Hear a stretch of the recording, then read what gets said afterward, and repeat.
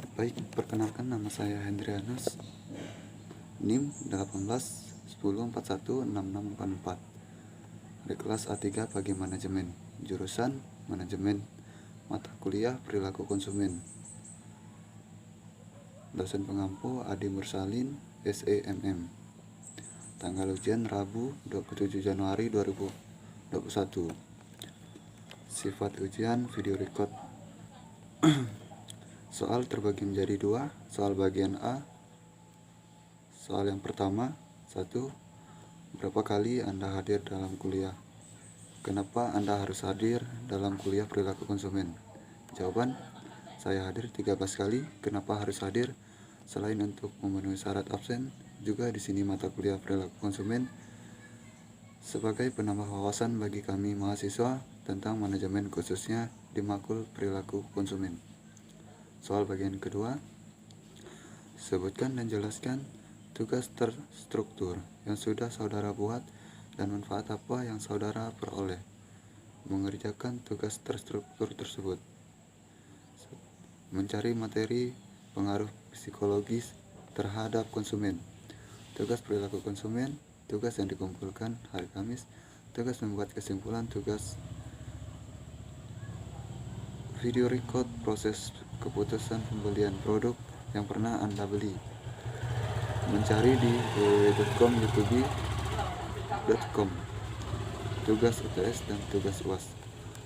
Soal yang ketiga, manfaat apa saudara peroleh mempelajari perilaku konsumen melalui Google Classroom?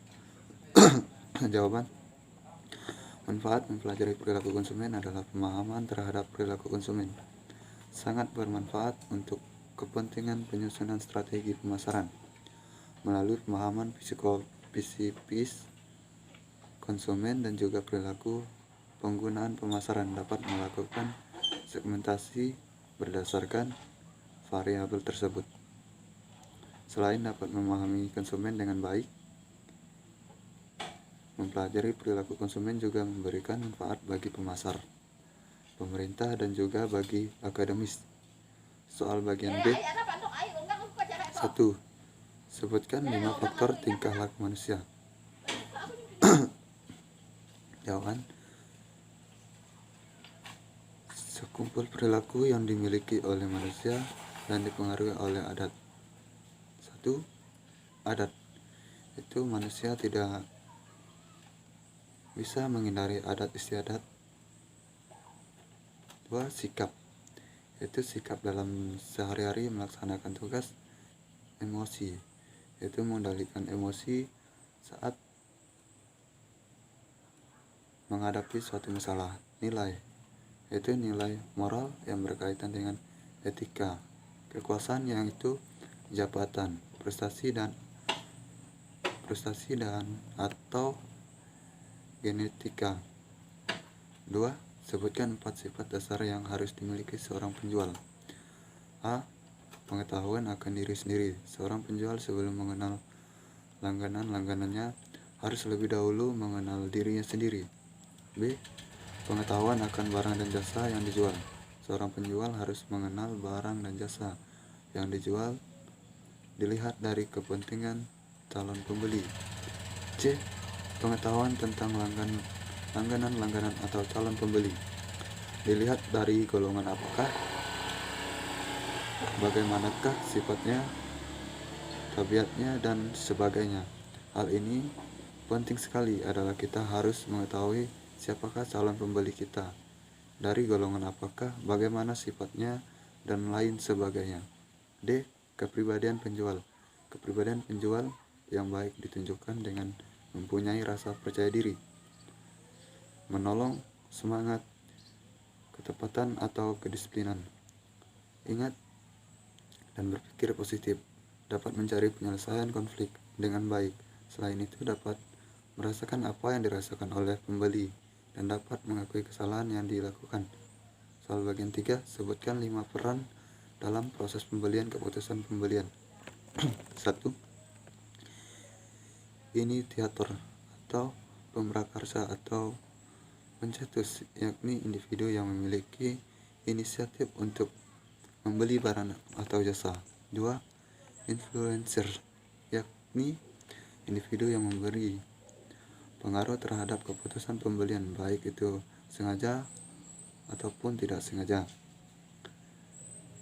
Decider atau membuat keputusan, yakni individu yang memutuskan apakah membeli atau tidak. 4. Buyer, yakni individu pelaku pembelian. Yang kelima, user atau pemakai atau pengguna produk atau jasa yang telah dibeli. Soal bagian 4, apa yang dimaksud dengan perilaku konsumen? Perilaku konsumen merupakan suatu proses yang berkaitan erat dengan proses pembelian. Pada saat itu, konsumen melakukan aktivitas-aktivitas seperti melakukan pencairan, merupakan penelitian dan pengevaluasian produk. Perilaku konsumen merupakan hal-hal yang mendasari konsumen untuk membuat keputusan pembelian. Soal bagian 5, apa yang dimaksud dengan faktor kebudayaan sebagai hal yang mempengaruhi perilaku konsumen? Kebudayaan adalah simbol dan fakta yang kompleks yang diciptakan oleh manusia, diturunkan dari generasi ke generasi sebagai penentu dan pengatur perilaku manusia dalam masyarakat yang ada.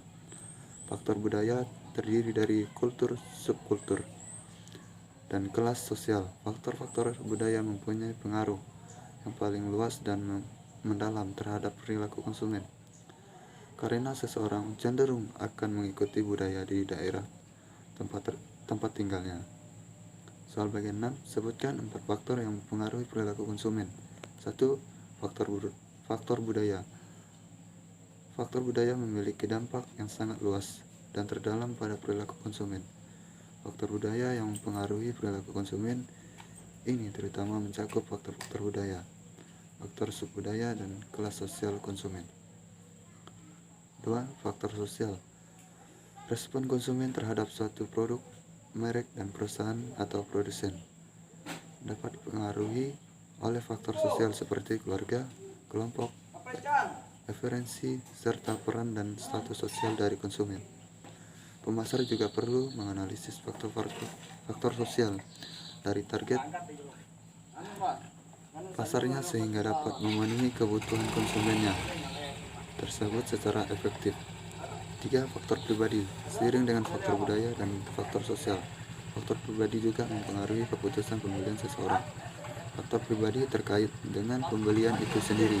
Faktor-faktor ini terutama termasuk usia dan tahap dalam siklus hidup, pekerjaan, keadaan ekonomi, gaya hidup, kepribadian, dan konsep diri. 4. Faktor psikologis.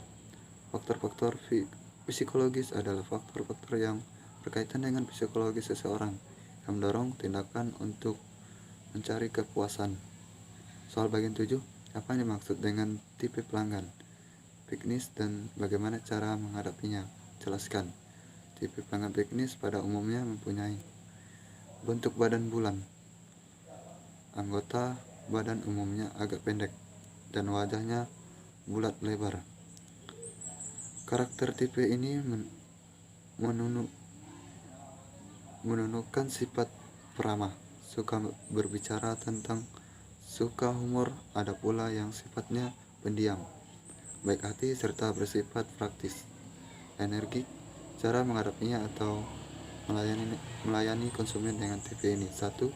Perhatikan suasana hatinya dan usahakan untuk berbincang jika ia menghendakinya. 2. Lakukan percakapan yang menarik, ramah, dan sedikit humor. 3. Jangan mengadakan debat kusir karena mereka pada umumnya pandai bersilat lidah. 4. Untuk tipe piknis yang pendiam, sebaiknya diberi perhatian dengan mengucapkan misalnya, ada yang perlu dibantu. 5. Jika mereka menunjukkan perilaku tertentu yang kurang pantas didengar, jangan dipersoalkan karena mereka suka guyon atau humor.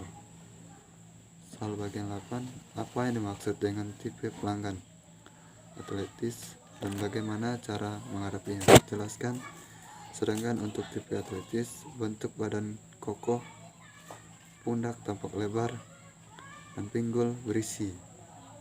Anggota badannya cukup panjang badan berotot dan kekar. Wajahnya bulat, telur atau lonjong. Karakternya menunjukkan sikap banyak gerak, tetapi penampilannya kalem, jarang humor, dan mempunyai sifat tidak lekas percaya diri dan kaku. Cara menghadapinya atau melayani: hindari berdiskusi atau berdebat kusir. 2. Berilah kesan seolah-olah mereka orang yang pandai. 3. Bersabarlah dan jangan menunjukkan sikap terburu-buru pada mereka. 4. Sebaiknya jika ada pertanyaan yang mereka kemukakan, hendaknya dijawab dengan penjelasan. 5. Hindarilah sikap yang mengecewakan mereka. Soal bagian 9, apa yang dimaksud dengan tipe pelanggan analitis dan bagaimana cara menghadapinya? Jelaskan. Pelanggan analitis. Tipe pembeli analitis ini mewakili 25% dari pasar konsumen. Tipe ini cenderung sangat detail, terutama pada masalah angka, detail pada spesifikasi dari produk yang Anda jual.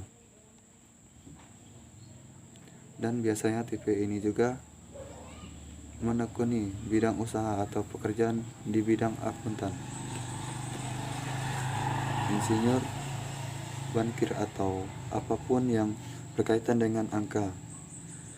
Sebagai seorang tenaga penjual, maka saat Anda sedang menghadapi calon pembeli tipe analitis, maka yang perlu segera Anda presentasikan adalah hal-hal yang bersifat spesifik dari produk atau jasa, misalnya seperti cara kerja produk atau jasa, harganya, manfaatnya, pelayanannya sesudah pembelian.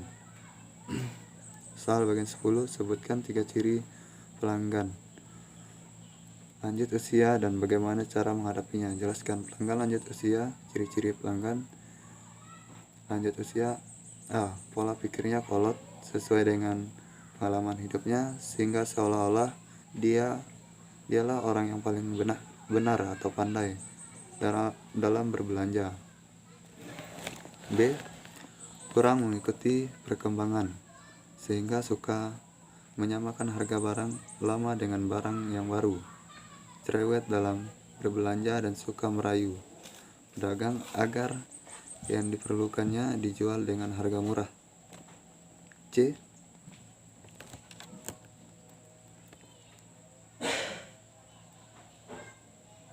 Tidak terburu-buru ketika membeli barang, bahkan suka berbincang-bincang dulu dengan pedagang dan suka lama dalam menawar barang. Cara menghadapinya: A. Melayani mereka dengan penuh pengertian, perhatian, dan kesabaran. B. Mendengarkan semua kebutuhannya. C. Menghindari sikap yang seolah-olah menasihati atau merendahkan mereka. D. Meminta bantuan pada pelayan yang lebih tua agar pelanggan tipe ini lebih percaya. Sekian dan terima kasih. Kurang lebihnya inilah jawaban saya.